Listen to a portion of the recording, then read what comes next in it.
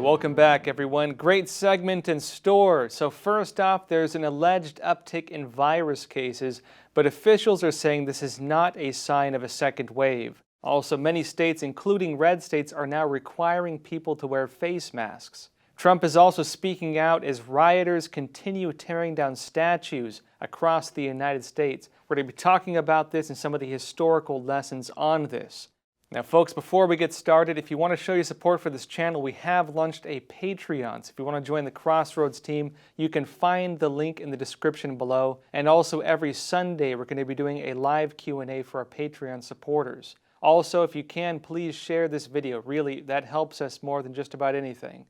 Now let's jump into the news for today. So first off, there is an alleged uptick in virus cases, but officials are saying this is not a sign of the second wave. Now, the World Health Organization is reporting its largest single-day increase in CCP virus cases. It seems that almost every day we reach a new and grim record. Yesterday, more than 183,000 new cases of COVID were reported to WHO, easily the most in a single day so far. Now, in Ohio, Governor Mike DeWine is reporting a surge in CCP virus cases as well. So the trend lines that we're seeing in these 5 counties are worrisome. Let's just put it that way. So you can see a rather dramatic increase from May 25th through June 13th in Montgomery County. Meanwhile, a report from U.S.-based think tank RAND is giving a clearer picture of the number of virus cases we're seeing in China. They're saying that in January 2020, the cases are likely 37 times higher than what Chinese authorities have been claiming. And at the same time as this, White House economic advisor Larry Kudlow has said that while there are new cases of the CCP virus in some parts of the United States, these are not a sign of a second wave outbreak. There are some hot spots. We're on it.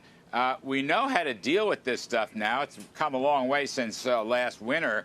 And there is no second wave coming. It's just, hot spots. They send in CDC teams. We've got the testing procedures. We've got the diagnostics. We've got the PPE. A bit of analysis on this. There are claims in many states and cities of new virus cases, and these are being used in many places to keep these lockdowns in place. But as we're in this current state now, all of this is being interpreted in the context of these mass protests and riots that are allowed to take place across the country. And there's also the question of whether the United States can withstand more lockdowns. This is something Trump has said will not be allowed to happen again, even if there is a second wave. And while these virus cases are increasing in some places, many states, including red states, are now requiring people to wear face masks. The National Post reported that, quote, Democratic mayors in some Republican-run states are going out on their own to demand the face coverings. And some governors are going along. Arizona's Republican Governor Doug Ducey changed course and gave local governments the power to require masks. Texas's Greg Abbott said mayors couldn't require citizens to mask up, but allowed them to sanction businesses that permitted patrons to enter unprotected. Now, as an example of this, California recently issued a mandate that requires all residents to wear face masks when leaving home. And this expands the previous directive that only required essential business employees to wear them. Scott Gottlieb, former commissioner of the Food and Drug Administration, has also come out saying, it's something that we can do collectively to try to reduce the spread. It's really all we have, and it's not a very robust tool at that, but it's a tool that we have, and it's a tool that's been demonstrated to have an impact if everyone does it or if most people do it. Now, some analysis on this. These face masks, these lockdowns, contact tracing, and many other measures being taken are increasingly being seen as partisan issues. And again, this is especially in the wake of the mass protests and riots that local government officials in many hard-hit cities approved of. In New York City, for example, Catholic priests and Orthodox Jews are suing Governor Cuomo and Mayor Bill de Blasio in federal court for violating constitutional rights on religion. This is amid the belief that they're being discriminated against with selective enforcement of these different policies. And the Epoch Times has done some exclusive analysis suggesting, based on Chinese Communist Party official reporting, that top officials of the Chinese Communist Party and its Politburo Standing Committee seem to have fled Beijing. This includes Xi Jinping himself, head of the Chinese Communist Party, as well as other top-level leaders very close to him. We'll be going over the full picture of this in tomorrow's broadcast. I wanted to give a quick preview of it here. As things go forward, the long-term effects of the CCP virus are now being seen. A Chinese report is now claiming the virus can survive 20 years if under freezing temperatures at -4 degrees Fahrenheit. This is raising concerns over whether the virus could last on frozen foods such as meat or fish. Now, the individual making this claim is Professor Li Lanjuan, who is a member of China's COVID-19 CCP virus expert team. So again, take this for what it's worth. This is, again, one of the CCP's main guys making this claim. Now, as a bit more detail on this, in Beijing, the Chinese Communist Party is saying this new outbreak originated in salmon. And across the United States, there are reports of heightened outbreaks at meat processing facilities. Now, it's not clear why this is happening. We have this Chinese source making this claim. It's from the Chinese Communist Party, so again, take it for what it's worth. Another possibility around the outbreaks at some of these different plants, though, when it comes to these food processing plants, is the Chinese Communist Party's close ties to them, and in some cases their direct ownership over many of these plants. Now, switching topics a bit to some of what we've been seeing in the United States with these riots and these moves to tear down statues across the United States. After New York City Mayor Bill de Blasio called for the removal of the statue of Teddy Roosevelt from in front of the Museum of Natural History, President Trump took to Twitter and said, quote, "Ridiculous, don't do it." When movements began under the Obama administration to tear down statues of Confederates, many conservatives, including Trump, were criticized for claiming that rioters would eventually target statues of American figures, including the Founding Fathers. And their predictions are now proving accurate. Statues of Thomas Jefferson, George Washington, and others have been destroyed. Now, Trump said at his rally in Tulsa, Oklahoma that, quote, "This cruel campaign of censorship and exclusion violates everything we hold dear as Americans. They want to demolish our heritage so they can impose their new oppressive regime in its place." He said that a, quote, "unhinged left-wing mob is attempting to, quote, vandalize our history." And he continues, "tear down our statues and punish, cancel, and persecute anyone who does not conform to their demands for absolute and total control." Democrats, meanwhile, have largely stood by the movement.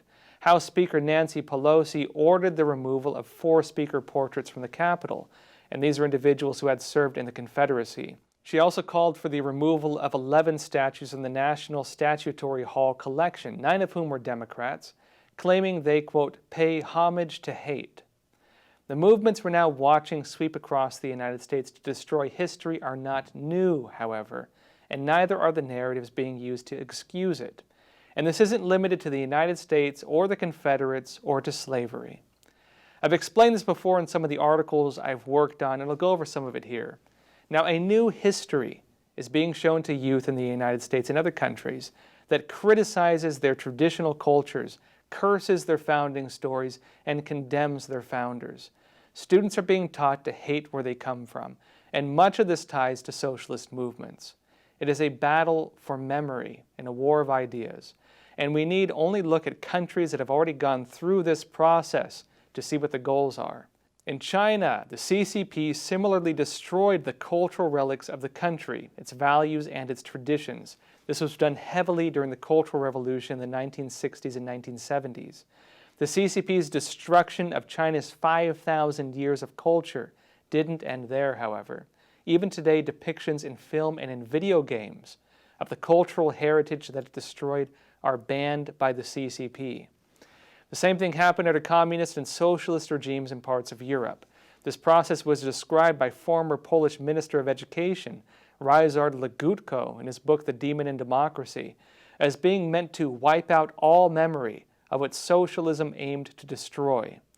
Legutko said that communism was a system that tried to recreate history in its own image through movements, quote, against memory. He explained that those who stood against these systems not only faced the gulags, agitated mobs, and secret police, but were also, quote, fighting for memory against forgetting, knowing very well that the loss of memory strengthened the communist system by making people defenseless and malleable. When Karl Marx envisioned regimes under socialism and communism, neither of which existed at his time, he believed they would destroy all the beliefs, traditions, and morals of the world as it was. He and other communists that followed believed their ideas superseded all others, and that in the brutal regimes that would follow to create these systems, the ends would justify the means. After taking power, these socialist tyrants typically are not satisfied with the mere surface destruction of traditional culture and belief, but also seek to destroy the past through criticizing and altering history. With these values and traditions destroyed, the ruling regime is able to embed its power into every pore of society. Legutko wrote that the socialist leaders believed, quote, the political system should permeate every section of public and private life, to include, quote, ethics and mores, family, churches, schools, universities, community organizations, culture, and even human sentiment and aspirations. Sound familiar? By being identified as serving the cause of the bourgeois, the philosophers, artists, and writers could be arraigned on a charge of being the enemies of the socialist revolution and standing in the way of the future, often with lamentable consequences for the defendants.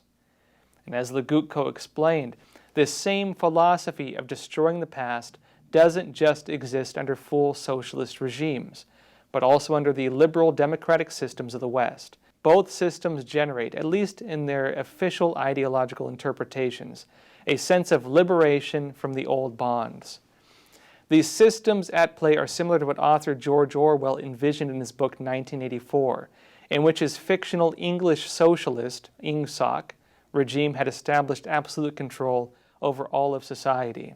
Now, part of what secured the regime's control, Orwell wrote, was a system to make people forget they ever believed in anything that would oppose the regime. He wrote, quote, this demands a continuous alteration of the past. And he added that a person under a system like this tolerates present-day conditions partly because he has no standards of comparison. Now, using this, Orwell explained, the individual is made to, quote, believe that he is better off than his ancestors and that the average level of material comfort is constantly rising. And true to life for today's socialist regimes, Orwell wrote that past events survive only in written records and in human memories. The past is whatever the records and the memories agree upon. And since the party is in full control of all records and in equally full control of the minds of its members, it follows that the past is whatever the party chooses to make it. Now, Orwell described this as part of, quote, reality control. And many people have observed these same trends. When socialism was taking over in Europe in the early 20th century, author G.K. Chesterton described its attempts to wipe out all that once existed in order to build up its envisioned system as something based in a distrust of the common man. He wrote, quote, "And these primary things in which the old religion trusted a man, the new philosophy utterly distrusts a man. It insists that he must be a very rare sort of man to have any rights in these matters. And when he is the rare sort, he has the right to rule others even more than himself." What we're witnessing in the United States is something we've seen before in history. It's not new. And while history is being destroyed by these groups, we need only to look at history to see where this can lead. Now, in some other news, there are growing concerns of lawlessness in many cities where local officials have called to defund the police, and where officials have not taken a strong stance against riots and looting. These have included increases in shootings, including in Minneapolis, New York, Chicago, and elsewhere. A viral video from Atlanta shows people walking with firearms in the streets and of gun battles breaking out. A second shooting in the CHOP or Chaz site in Seattle, less than 48 hours after a 19-year-old man was killed and a 33-year-old man was critically injured, has left another person in critical condition. Now, a bit more on this. Paramedics were reportedly unwilling to enter the area, and this is where protesters have been calling for the killings of police. Raz Simone, the so-called warlord of the Chaz site, blamed paramedics for this in a tweet. Yet it was criticized by Twitter commentators who said his actions and the threats against law enforcement from those around him are the reason paramedics could not safely enter the area. There are also increasing cases of illegal fireworks use, including as weapons against police, and in cases of random attacks on residents. We'll show some videos of what's been happening here.